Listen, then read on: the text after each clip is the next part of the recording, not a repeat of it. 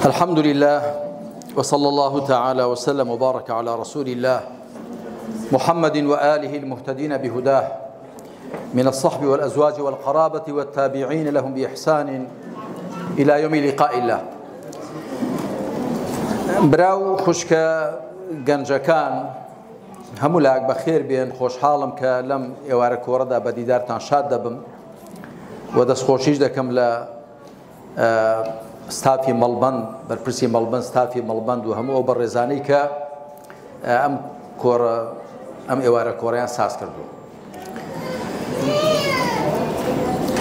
بێگومان لە بارودۆخێکی وەکوی ئێمە ئێستا دەیگوزارێنین، چه بەنسبەت هەرێمی کوردستان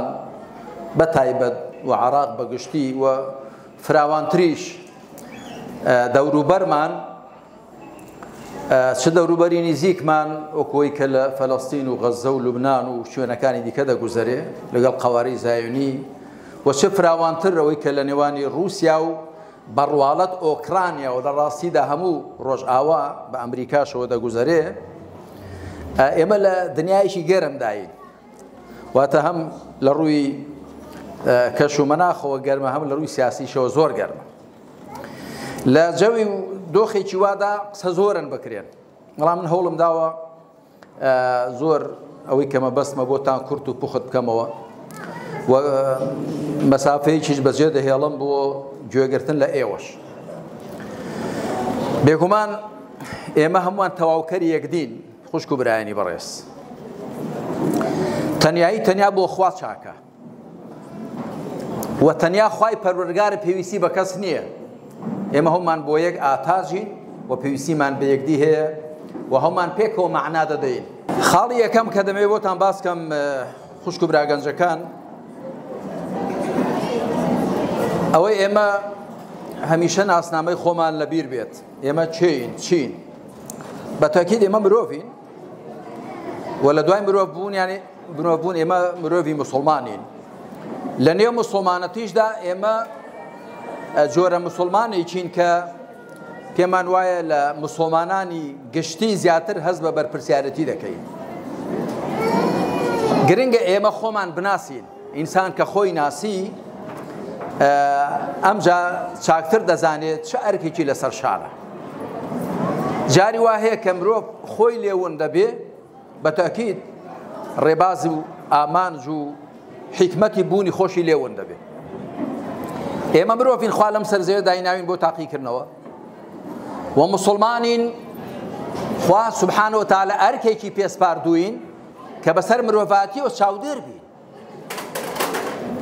خوای پەروەردگار کە باسی ئومەتی محەممەد دەکا صلی الله علیه و آله وسلم دەفەرمێ كنتم خير أمة أخرجت للناس، ئێوە باشترین کۆمەڵن بۆ مرۆڤاتی پەیدا کراون. ئێمە تەنیا بۆ خۆمان نین.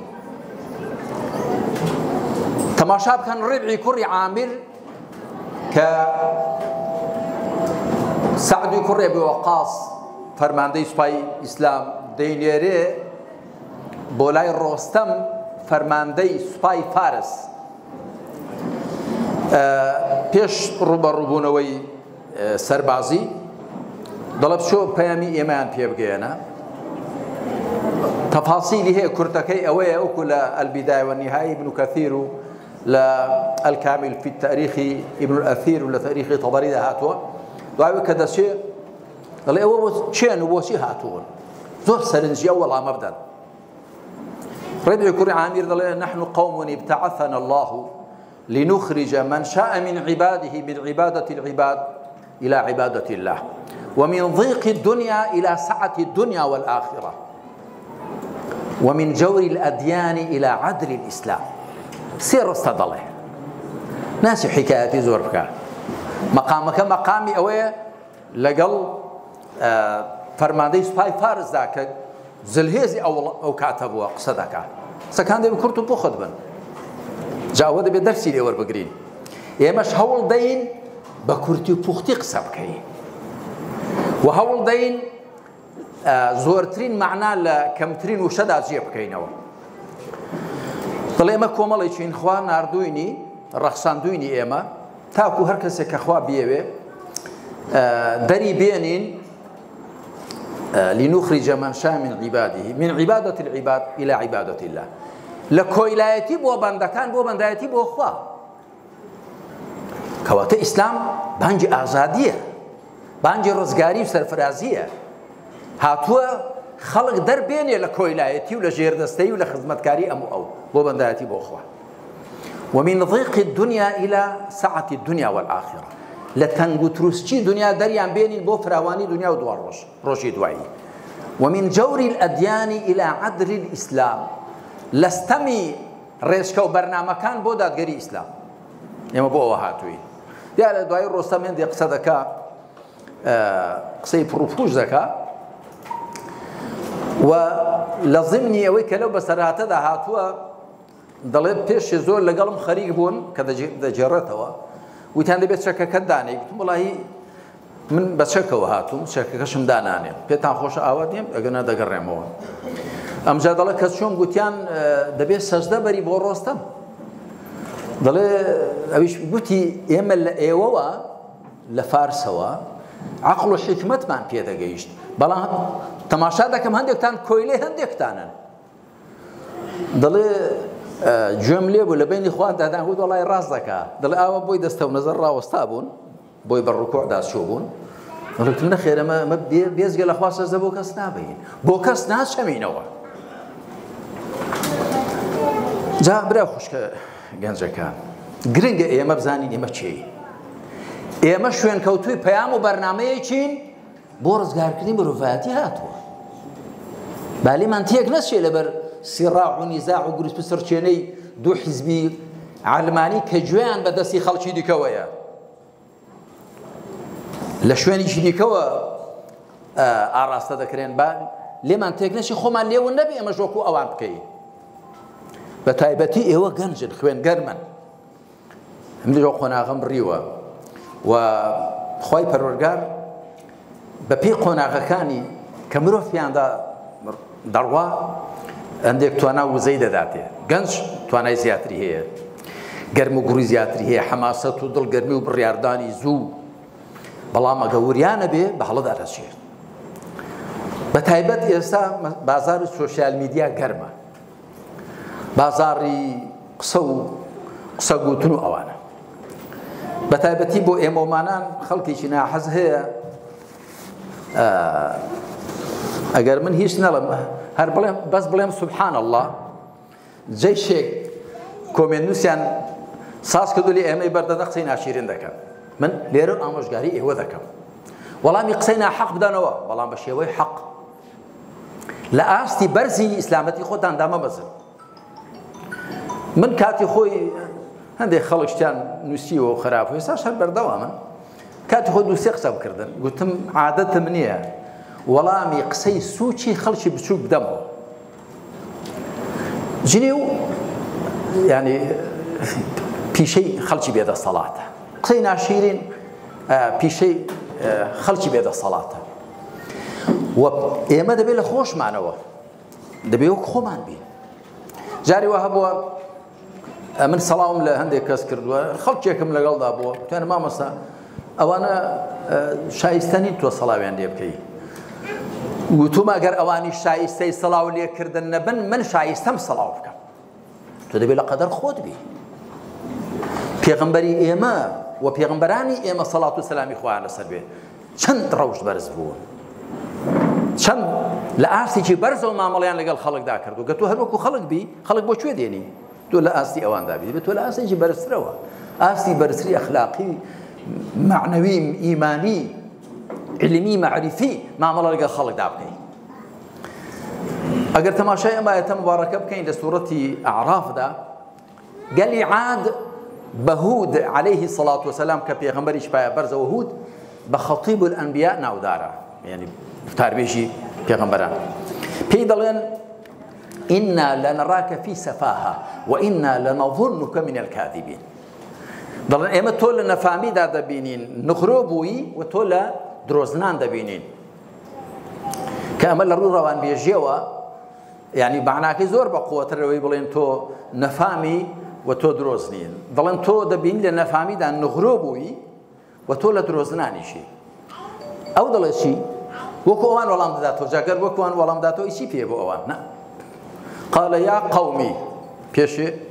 دەڵێ قەومەکەم خەڵکەکەم گەلەکەم ليس بي سفاهة هیچ نەفامی لە مندا نییە ولكني الرسول من رب العالمين من نێردراوم لەلایەنی پەروەردگاری جیهانیانەوە دوایی دەفەرمێ وأنا لكم ناصح أمين ومن بۆ ئێوە دڵسۆزێکی ئەمیندارم ئەمە خاڵی یەکەممە بە کورتی پوختی بۆتان باس بکەم کە پێش ئێمە دەبێ بزانین چین ئەمجا بە پێی ئەوە کە خۆمان دەزانین چین ناسنامەکەی خۆمان لەلامان بەرجەستە دەبێ دەزانین چۆن مامەڵە بکەین ئێمە مرۆڤین خوا لەسەر زەوی دایناوین کەواتە ئێمە شەیطان نین خێرمان لەدەستنێ فریشتە نین غەڵەت نەکەین مرۆڤین دەگونجێ هەڵە بکەین دەگونجێ ڕاست بکەین چەوت بکەین بەڵام ئازایەتی ئەوەیە کە گەرکەوتی هەڵسیەوە ئازایەتی ئەوە نییە نەکەوی و ئەو کەسەش هەڵە ناکا کە هیچ ناکا ئەم قسانە بۆ ئێوە دەکەم من دەزانم گەنج بە تایبەتی لەم جەوەدا لەم کەش و مەناخەدا کە بەداخەوە تەوژمی عەلمانی ڕەخساندوویەتی معڕەزم بۆ تووشی هەڵە و پەڵ و کەم و کوڕی بن بەڵام دەبێ ئینسان هەڵەکانی خۆی ڕاستکاتەوە دەبێ ئیرادەیەکی بەهێزی هەبێ ئەگەر زانی دە تۆ مرۆڤی ئەوجار ئەگەر غەڵەتت کرد خۆت لەبەر چاو ناکەوێ من مرۆڤ خۆم فریشتە نیم تەوەقوعی ئەوە لە خۆت ناکەی هەڵە نەکەی تۆ مرۆڤی بەڵام واش تەماشا خۆت ناکەی کە تۆ شەیطانێک بێرە خەریکی خراپە بی وەکو خۆشت وەک فریشتە نابینی مرۆڤی هەوڵ دەدەی پلە پلە بەرز بیەوە هەندێک لە زانایان دەڵێن ئەو عیبادەت و تاعەتەی مرۆڤەکان دەیکەن بە ئارەقی نێو چاوان و بە تەحەمولی سەرما و گەرما لەو هەموو زیکر و تەسبیحاتی فریشتەکان دەیکەن گەورەترە هەر بۆی ئەوان پاداشتیان نییە پاداشتیان نییە بە بەهەشت پاداشت بۆ ئیمانداران دانراوە لە مرۆڤ و جن وەگەر ئێمە زانیمان کە موسڵمانین ئەوجار ئەتۆ لەو کەوڵ و قاپێلکە تەسکەی کە دەیانوێت تێت خزێنن دێ دەرێ بابە من بە یەک چاو تەماشای میلەتەکەی خۆم دەکەم و من دڵسۆزی هەموو خەڵکو وڵاتەکەی خۆمم نەک هەر ئێمە خەڵکو وڵاتێک کە لەم شوێنە جوغرافیەدا هەر ئێمە و عێراقە و بەڵکو فراوانتر خۆی پەروەردگار وا دەفەرمێ كنتم خەیڕە ئومەتین ئوخرجت للناس ئێوە باشترین کۆمەڵن بۆ مرۆڤایەتی ڕەخسێنراون تأمرون بالمعروف وتنهون عن المنكر وتؤمنون بالله ودوای ئەوەی کە لە نێو موسڵمانەی تۆ دەڵێ من ئیسلامیم واتە کۆڵی ئیسلامم بە کۆڵ داداوە و بەڕێی پێغەمبەراندا دەڕۆم سەڵات و سەلامی خوا لەسەر بێ دەبێ لە قەدەر دروشمەکەی خۆت بی من زۆر جار دوعا دەکەم خوایە وامان لێ بکەی شایستەی ئەوە بین بەندەی تۆ بین خۆ هەموو کەس شایستەی وە نیە بەندەی خوا بێ جارێ وایە ئێمە زۆر پەرۆشی کەسێکمانە کە بە زەلکاوی گوناح و تاواندا نقم بووە تووشی خراپە بوو تووشی کوفر و الحاد پەرۆشمانە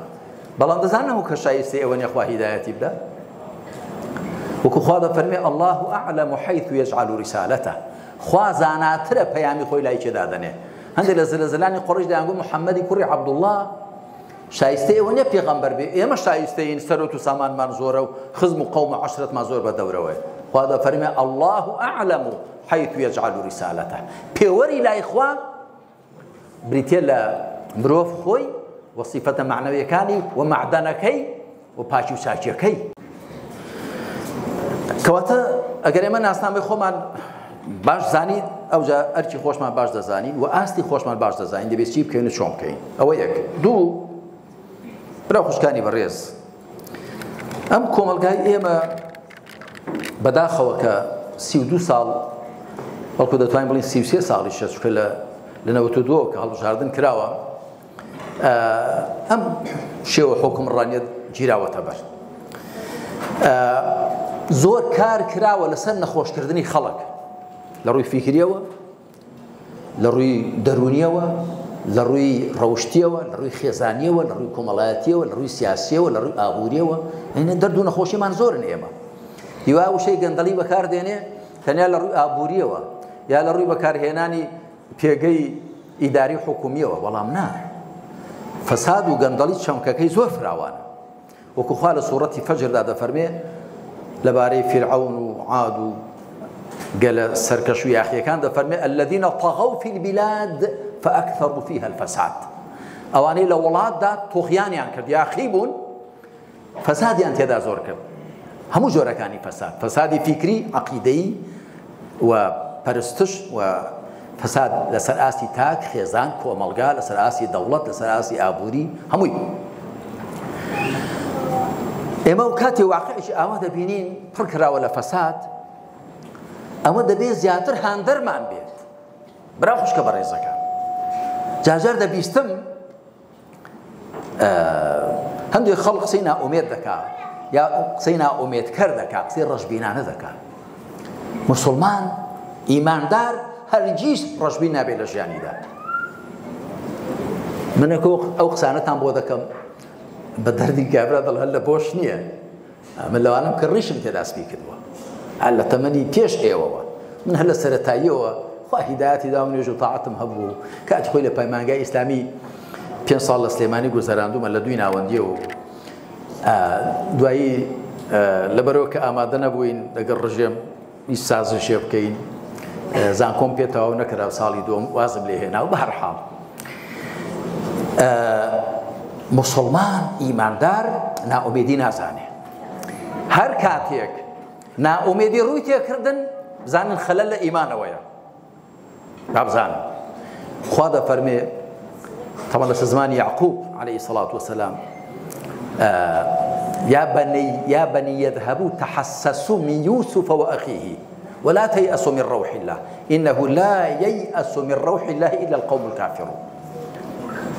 ڕۆڵە جان بڕۆن و سۆراغی یوسف و برایەکەی دیکەی بکەن کە گل دراوەتەوە بەسەر هاتەکەی هاتووە و نائومێد مەبن لە دەروکرانەوەی خوا. بێجێ لە کۆمەڵی بێبڕوایان کەس لە دەروی خێری خوا نائومێد نابێت، کەواتە زۆر وریابی هەیە. دێ بۆ لای من مامۆستا بەڵێ ئێمە چەند ساڵە بەبەر ئەو هۆرازەوەی زۆرە، ئێزا دەتوێ بڵێ چی؟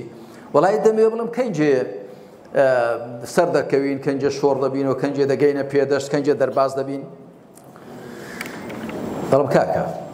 یا دادا ئەگەر خوشک بێ، نوح پێشڕەوی ئێمەیە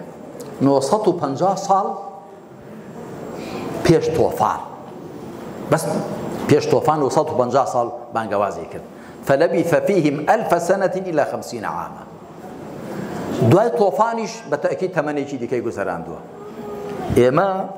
سەرمەشقەکەمان نوحە عليه الصلاة والسلام بۆ سەبر و سەڵابەت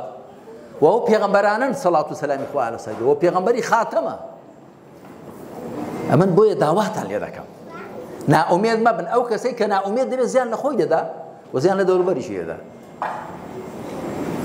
لە فەرمایشتی پێغەمبەردا هاتووە صلى الله عليه وسلم إن الله يحب العطاس ويكره التثاؤب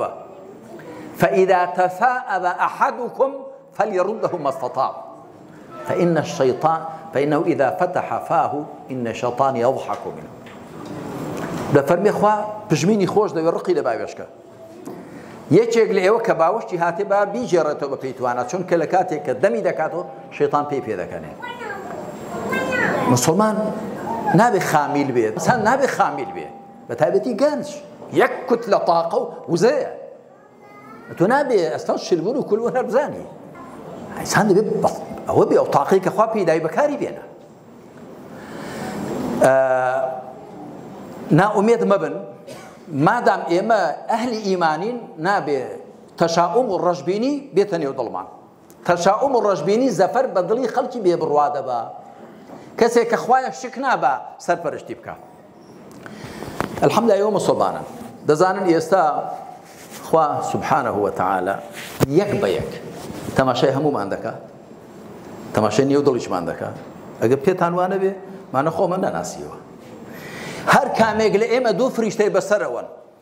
یەکیان چاکەکانی دەنووسی، یەکیان هەڵەکانی خراپەکانی. دەزانن بێ بزانین کەواتە ئێمە لەژێر چاودێری خواداین. خوا بە پێغەمبەری خاتەم دەفەرمێ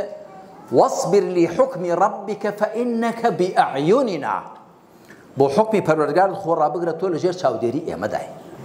لەژێر چاودێری ئێمەدای. جا من خوایەک سەرپەرشتیمان بکە. من وەختی خۆی لە زیندانی ئەمریکایەکاندا کە هەر زیندان ناخۆشە، هیچ شتێکت بەدەست خۆت نییە، نەخواردنت نەچوونە دەرت، هیچ شتێکت بەدەست خۆت نییە، ناخۆشە. بە تایبەتی بوو وهي وەکو من کە قەت بە حیاتی بێدەسەڵاتیم بەخۆمەوە نەبینیوە شتی وام نەکردووە خەڵق قسەی ناشیرن پێ بڵێ قسەی ناشیرن بە کەس نەگوتووە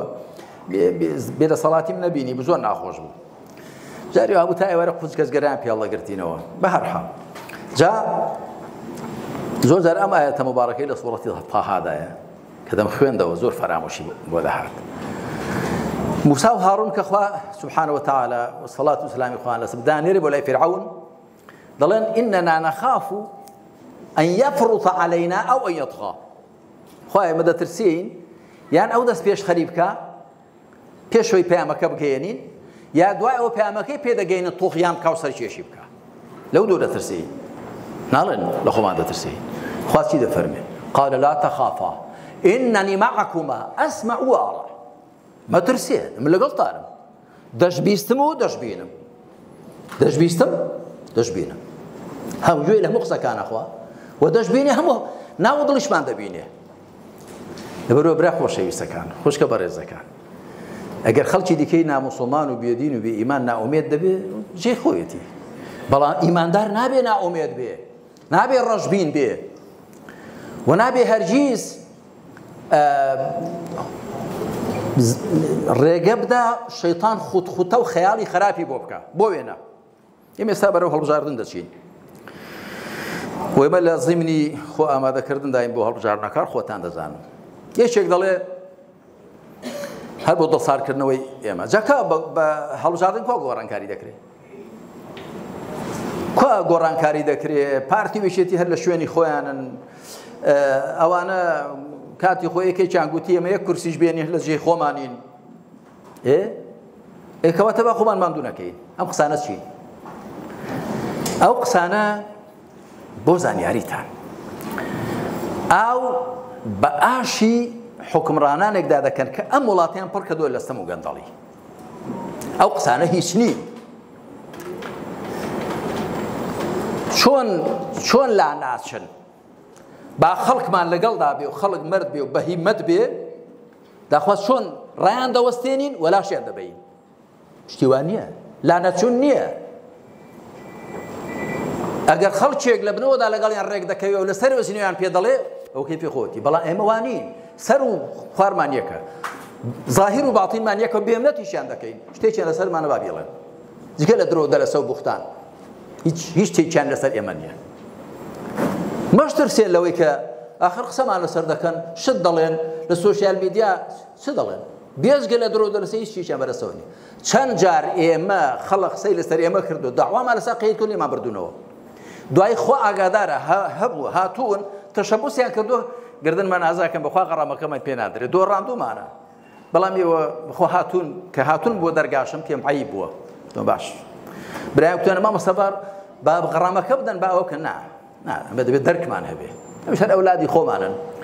تۆزە پارەیان داوەتێ یا بە تەماعی پارەشتی لەسەر ئێمە نووسیوە درۆی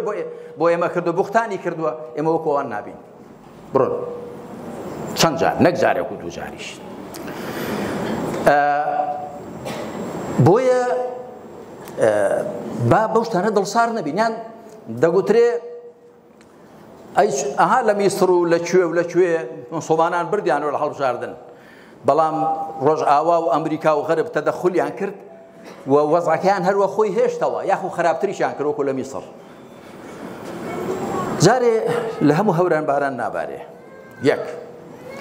هی ئەو کاتە دەبێ حکومەکەی لەگەڵ ئەو کاتە بگوترێ هی ئێستا لەگەڵ ئێستا هەرێم هەرێمە میسر میسرە مەغریب مەغریبە تونس تونسە هەموو شتەکان یەکجیان ئەفغانستانیش لەوێ ئەمریکا لێ بوو دوای 20 ساڵ بەسەری شۆ ڕۆیشت خۆتان بینیتان ئەو ڕەشوڵوتانی ئەفغان کە بۆ خۆشیان مەردیش نێ زۆر تەباوڕێکیش بوو بن بەسەری شۆ ڕۆیشتەوە بۆ ئەمریکا گەڕایەوە دانی بەشکسی خۆی داهێنا ئەوە ڕاست نییە ئەو قسانە با ئەژنۆتان نەشتێنێ با ئیرادەتان شل نەکا ئەو قسانە ناڕاستەوخۆ خزمەت بەم واقعە پرستەم و گەندەڵە دەکەن کە تێیداین یاخود خەڵکێک دەچێ مەسەن بایکۆت دەکا ڕێزمان بۆ خەڵک هەیە باشە بەڵام تۆ بۆچی بایکۆت دەکەی ئاخر وەڵا لە وەزع ناڕازی وەرە بیگۆڕی ناڕازی لە ماڵێنی لی دانیشتووی ئەو پەرلەمانی کە دروست دەبێ و حکومەتە حکومڕانی بەسەر تۆدا دەکا و بە ناوی تۆی حکم دەکا ئەتۆ دەبی بە نەخواردوو لە سمێڵانمەیی و ئەوە هەمووی لە شێ خۆی پاشان ئایا ئێستا وەکو 10 ساڵ لەمەوە پێشە وەکو ساڵێک لەمەوە پێشە نەخێر دنیا زۆر گۆڕاوە ئێستا ئەوانەی کە ئەم وڵاتەیان بەم سەرنجامە ڕەشە گەیاندووە خەڵکیان تووشی و ناومێدیە کردووە ئەوانەی ئێستا دۆڕانەکەیان و زیانباریەکەیان فەشەلەکەیان دەرکەوتە زۆر بە ئاشکرا و خەڵک لیان تێگەیشتووە ئێستا دۆخی ئەوان زۆر گۆڕانی بەسەردا هاتووە من هەموو شتێک ناگوترێ ئەوانە زۆر جار پیان خۆشێ مەقسەیان لەگەڵ بکەین دێن بۆ لامان دەزانن باریان کەوتۆ بەرەو بارکەوتنن گومانی تێدا نییە خەڵکیان هەڵناکا کە موچەت بۆ پاشەکەوت دەکەین دوای دەرکەوت درۆ بوو کاکە خەڵکی ئەوەتان بۆ دەکەین دوای دەرکەوت درۆ بوو ئەو کابینێ ڕەخنەی لەو کابینی دیکە دوای بۆ خۆی نیوەموچەی بۆ نەدرا ئەوی دیکە ئاوا دەکات دوای خەڵکیان تووشی هەموو زیلەتە کرد هەموو ڕۆژێ باج و خەراجی سەرشانی خەڵک زیاد دەکەن هەموو ڕۆژێ بێکاری زیاد دەبێت لێرە هەموو ڕۆژێ هەر جارە بیانوێک دەدەنە دەست محکەمە ئیتیحادی و حکوومەتی ئیتیحادی ڕۆژی پەرلەمانت لێڵۆشێنەوە ڕۆژێ نەوتە لێ ڕادەگرێت ڕۆژێکی ئیجراعاتێکی دیکە لەگەڵ دەکات کوا هێوانی کە حکمڕان کوا لە کوێن تۆ دیارە هەر بۆ خەڵکە مەزڵومەکەت حکمڕانی دیارە هەر بۆ خەڵکە بێدەسەڵاتەکەت حکمڕانی کە 20 ساڵ حکمی دەدەی بەبێ محکەمەت کرد بێت لە فەرمان بەرداوە دوای تەکلیفی زۆر تۆ لەسەر چێ گیرا بووی دوای 18 ساڵ وەڵای مامۆستا هیچم نەکرد بوو بەڵام زۆر تەعزیبیاندام زۆر ئەشکەنجیاندام دوای گوتیان دەوەرە ئیمزای دەکەی یان ئاخر چی ئیمزا بکەم هیچم نەکردووە وەرە دەبێ ئیمزای کردنە بتبێنە ژێر تازیب ناوەڵە من بنەوە کاک چ دەڵێ ئیمزای دەکەم دەوەرە دەی لە پشتەوە ئیمزای کرد دەستیان بەستوم لە پشتەوەڕە پەنجەمۆریان پێ کردو تۆ هەر بۆ خەڵکە ڕۆژوەڕە تا ئازایی بۆیە ئێمە بەرپرسیاری بەرامبەر بەو خەڵکە وڵاتە و بە ئەو قسانە عەزممان شل نەکە ئەم قسانە قسەی خەڵکی بەزیون و ئەوانش کە بەحساب بە بایکۆت و نەچوونە پای سندوقەکانی دەنگدان هەڵوێست وەردەگرنەوە بێ هەڵوێستیە باسی تەزویر دەکرێت ئەم جارە ئەوەی کە ئێمە ئاگادارین زۆر ڕێگیراوە لە مەسەلەی تەزویر و کۆمیسیۆنی باڵای بەغدا ئەوە دەکات و زۆر لە دەنجی تەزویر و ئەوانە لابردراون دەرهێنراون باسی هێندێشتی دیکە دەکرێت بۆی کە عەزمی خەڵک شل بێ مەسەلەن هەندێک خەڵک لە قاڵبی دیندا کە ئەوانە ئاەتەکانی سوورەتی تەوبە زۆر بەسەریاندا دەچەسبن کە خوا باسی لە 4 ئاەتە باسی مزگەوتی ضیرار دەکات ضیرار مزگەوتی زیانگەیاندن کە ئەبوو عامیری ڕاهیب کاتێک پێغەمبەر عەلەیهی سەڵات وسەلام دەیویست بچێ بۆ شام بۆ جەنگی تەبوک هات گوتی ئەی پێغەمبەری خوا مزگەوتێکمان دروست کردووە بۆ شەوی سارد و سەرما و خەڵکی پەککەوتە وەرە دوورکان نوێژمان بۆ تێدا بکە بۆی ڕەسمیەت وەربگرێ ئەویش فەرمووی وەڵای ئێستا بە پەلەین دەچین بۆ جەنگی تەبوک کە گەڕاینەوە هەر بەڕێوە خوای پەروەردگار ئەم ئاەتانی ناردنە خوار والذين اتخذوا مسجدا ضرارا وكفرا وتفريقا بين المؤمنين وإرصادا لمن حارب الله ورسوله من قبل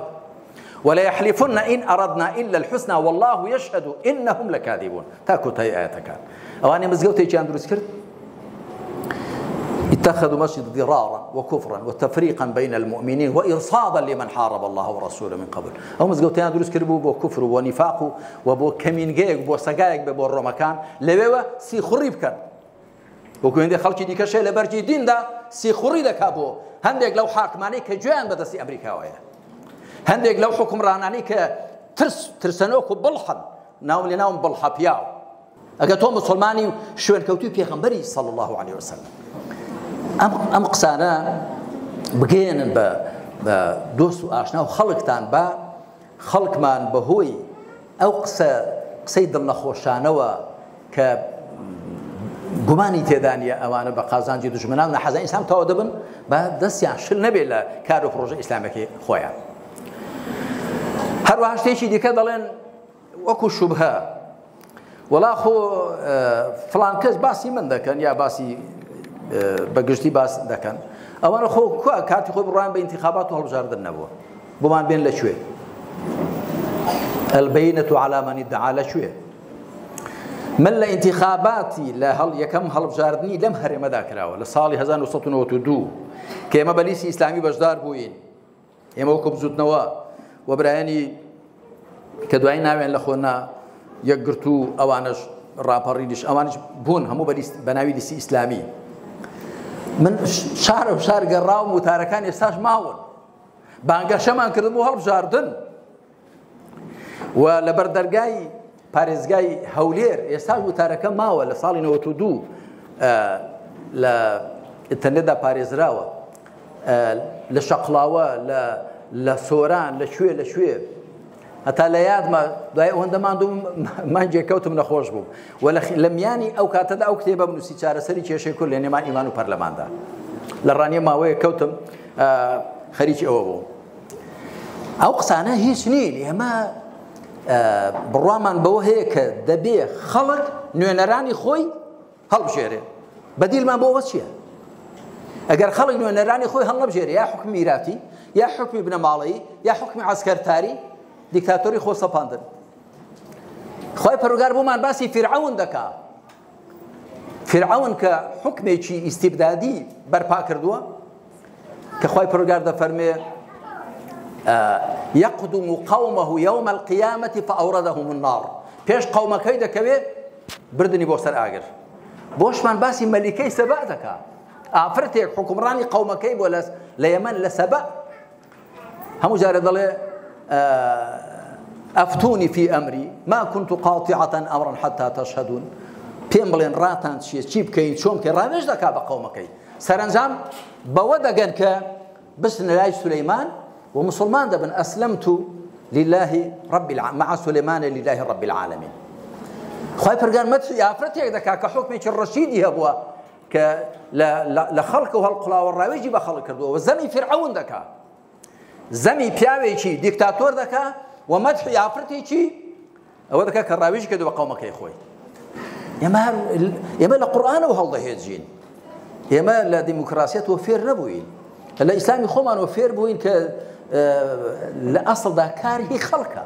أولو الأمر منكم يا أيها الذين آمنوا أطيعوا الله وأطيعوا الرسول وأولي الأمر منكم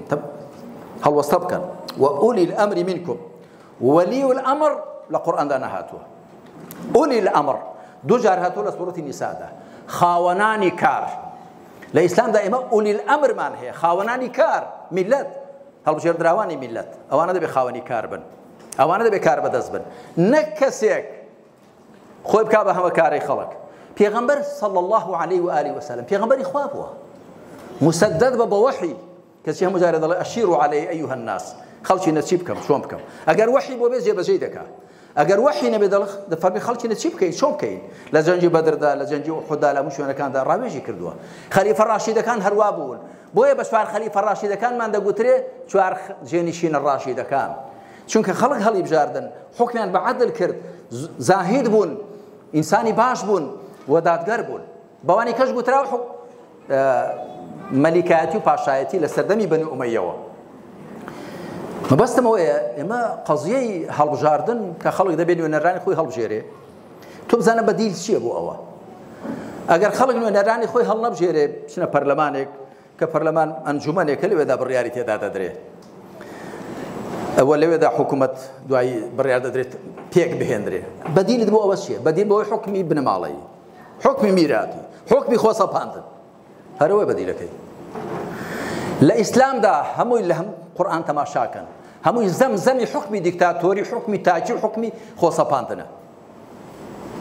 مەدحی ئافرەتێک دەکا کە وەکو گوتم دەگەڕێتەوە بۆ بیرۆڕای خەڵکەکەی و بۆ ئەنجومەنەکەی و ڕاوێژیان پێ دەکا بۆیە ئەمە شتێک لێت تازە فێری بوو بین و من لە کتێبی چارەسەری کێشەی کورد لە نێوان ئیمان و پەرلەماندا کە هەندێک خەڵک هەندێک قسەی دڵنەخۆشانە لەوێ بە حساب دەردێنن هەرچەند من ئەگەر نەک 32 ساڵەمەوە پێش ئەگەر دوێنێش قسەیەکم کردێ هەڵە بێ پێم شەرم نییە بڵێم ئەو قسەیەم هەڵەیە پێم وایە دان بە هەڵی خۆداهێنان فەضیلەتە ئێمە وانین بۆ کوێندەی لەو بەرپرسانە من بەرپرسێکم نەبینێت تاسە لەم وڵاتەدا جگە لە دووسەیەکیان هیچیان دۆستمانن نەمبینیوە لە ئاسی وەزیر و سەرۆکوانە نەمبینیوە جارێک دان بە هەڵێکی خۆیان دابێنن ئەم وڵاتیان پڕ کردووە لە هەڵە و زوڵم و فەساد کەسێکی چەند جورئەتی ئەوەی نییە بوێری و جوامێری ئەوەی نەدان بە هەڵی خۆیدا بێنێ بەزێمە وانی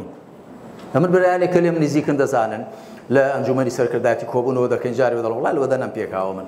وڵای پاروان گوت نەم پێکاوە ئێستا بۆم دەرکەوت زۆر ئاساییە بەڵام لە شتی ئەساسی و استراتیژی و بنەڕەتیدا خۆ ئەمە کاتی خۆشی گوتومانەکە پەرلەمانێک حکمی ناشەرعی تێدا بکرێ بڕیاری ناشەرعی تێدا بدرێ بەتەکیدەوە کوفرە و ستەمە و خراپە بۆیە مسلمانان دەبێ نوێنەرانی خۆیان بنێرنە نێو ئەو پەرلەمانە تا لەوێدا ڕێبگیرێ لە کوفر و لە فەساد و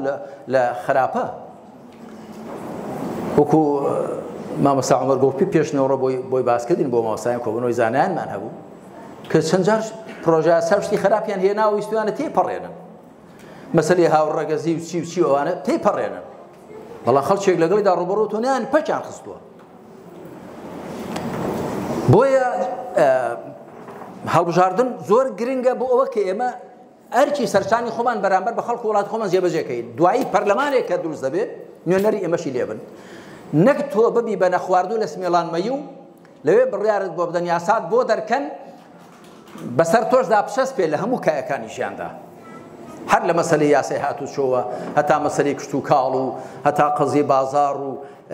خوێندن و هەمووی بەسەر تۆشدا بجێبەجێ بێ بەبێ کە تۆ قسەت تێدا هەبێ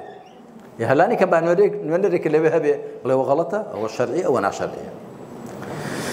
کۆتا قسەشم بۆ ئەو خوشک و براگەنجانە بۆی دەرفەتی چتان بۆ بڕخسێنم بۆ پرسیار وەڵامیەوە ئەوەیە ئێمە عەزممان جەزم کردووە خوا پشتیوان بێ نەک لە ڕقی هەندێک لە حکمڕانانی گەندەڵ و فاسید و ستەمکار نا ئەمە ڕقی خەڵک نامانجوڵێنێ بەڵکو لە دڵسۆزیمان بۆ خەڵک و وڵات لە دڵسۆزیمان بۆ میلەتەی خۆمان حیفە چی دیە و خەڵکە بەو شێو ئیدارە بدرێ حیفە چی دیکە خێروبێری ئەم وڵاتە چەند ماڵێک لێی بەهرەمەند بن پێ ببنە ملیار لێر لەسەر حیسابی ڕەشوڕکردنی خەڵک لەسەر حیسابی بێکاری لەسەر حیسابی بێمەعمەلی بێکارگەیی بێبەرهەمی خۆماڵی لەسەر حیسابی ئەو هەموو نەهامەتێک کە بەسەرمان هاتووە بەو شێوە وڵاتە ئیدارە بدرێ خەڵکیش بە دوایاندا بڕوە ئێمە دەستمان لە سینجی خۆماندا و دەڵین فەرموون خەڵکینە وەرن لەگەڵماندا هاوکار بن دەستبارگر بن بە ڕایان گرین ڕایان وەستێنین نەیهێڵین کۆتایی بۆ زوڵم و سەم و گەندەڵ لێبێنین لە دڵسۆزی خەڵکە وەلا جێبەجێکردنی ئەرکی سەرشانمانە بەرامبەر بەخوا سوبحانە وتەعالا هەر وەکو خوای پەروەردگار لە سوورەتی ئەعرابدا بۆمان باز دەکا کە کۆمەڵێک هەبوون لە بەنو ئیسرائیل شارێک بوون لە دەم ئاوێک ڕاوماسییان دەکرد پێغەمبەرەکەیان سەڵات و سەلامی خوای لەسەر بێ لێ قەدەغە کردم تی کاکە ڕۆژی شەمە ڕاو مەکەن ئێستاش جوولەکە شەمەیان هەر هەیە ڕۆژی شەمە ڕاو مەکەن تیان باش هەڵسان فێڵیان تێدا کرد ڕۆژی شەمە ڕاویان نەدەکرد بەڵام ماسیەکانیان دەبردن پەنکاو دوای ڕۆژی یەکشەم و دووشەم بەکاوە خۆ دەچون ڕاویان دەکردن ئەوانە بوونە سێ بەش بەشێکیان فەرمان بە چاکە و ڕێگری لە خراپەیان کرد بەشێکیان بەوانی دیکەیان دەگوت کاکە لیان گەرن تازەوە ملی خراپەیان گرت و سوودی نییە بەشێکیشیان بێ هەڵوێست بوون زانایان دەڵێن ئەوانەی کە فەرمان بە چاکە و ڕێگری لە خراپەیان دەکرد ئەوانەی کە پێیان گوتن لیمە تەعیظونە قەومەن الله مهلیکوهم بۆچی ئامۆژگاری کۆمەڵێک دەکەن کە خوا دەیان فەوتێنێ ئەو معەذیبهم عەذابا شەدیدا یاخود زۆر سزایان دەدا لیان گەڕێن وەڵا ئاوا وەڵامیاندایەوە قالوا معذرة إلى ربكم لعلهم يتقون یەکەم پۆزەش هێنانەوە بۆ خوا کە خوا ئێمە ئەرکی سەرشانی خۆمان جێبەجێ کرد دوو بەڵکو بشگەڕێنەوە بەڵکو خۆ بپارێزە ئەوانەی کە سەرزەنشتی ئەوانیان دەکرد فەرمان بە چاکە و نەهی لە خراپە خوا سزایدان ئەخەذنا الذين ظلموا بعذاب بئیس ئەوانی دیکەی کە بێ هەڵوێست و بێ هەست و نەست بوون خوا ئیهمالیان دەکا باسییان ناکا کە من لە تەفسیری سوورەتی ئەعرافدا باسم کردووە زۆر لە ڕوونکەراوانی قورئان دەڵێن خوای پەروەردگار باسی نەکردوون بەڵام نا کە خوا دەفەرمێ ئەخەذنا الذين ظلموا بعذاب بئیس ئەوانەی زوڵمیان کرد و بە عەذابێکی تون گرتمان پێما ئەوانیش دەگرێتەوە بۆ چونکە ئەو بێدەنجی ئەوان زەمینەی خۆش کردو بۆ ئەوانی دیکە ها وەکو دەڵێ بێدەنجی ستەم دروست دەکات ستەم بێدەنجی دروست ناکات بێ هەڵوێستی بێ هەستونەستی میلەت زەمینە خۆش دەکات بۆ ستەمکاران بڵێن ئەمە پەرستراوی ئێوەین فرعون کەی بە خەڵکی میسر گوت ئەنا ڕەبکم الأعلا خوا دەفەرمێ فاستخف قومه فأطاعوه إنهم كانوا قوما فاسقين قومەکەی سەخیف کرد سەخیف لە زمانی کوردیدا معنایکی خراپتری هەیە بەڵام لە زمانی عەربیانی سوچی کردن سوک یعنی بێوەزنی کردن بێکێشی کردن لە عەربیدا دەگوترێت ثەوب سەخیف النەسج پۆشاکێک کە خراپ چندرا بێ واتە شاڵ ئەوە بێ یعنی شاش و باش بێ فرعون دوای قومەکەی سەخیف کرد کەم وەزنی کردن کەم چێشی کردن فەئەطاعوه بە قسەیان کرد ئەمجا زەمینەی بۆ خۆش بە بڵێ من پەروەردگاری ئێوەم کەواتە ئەرکی سەرشانمانە ئێمە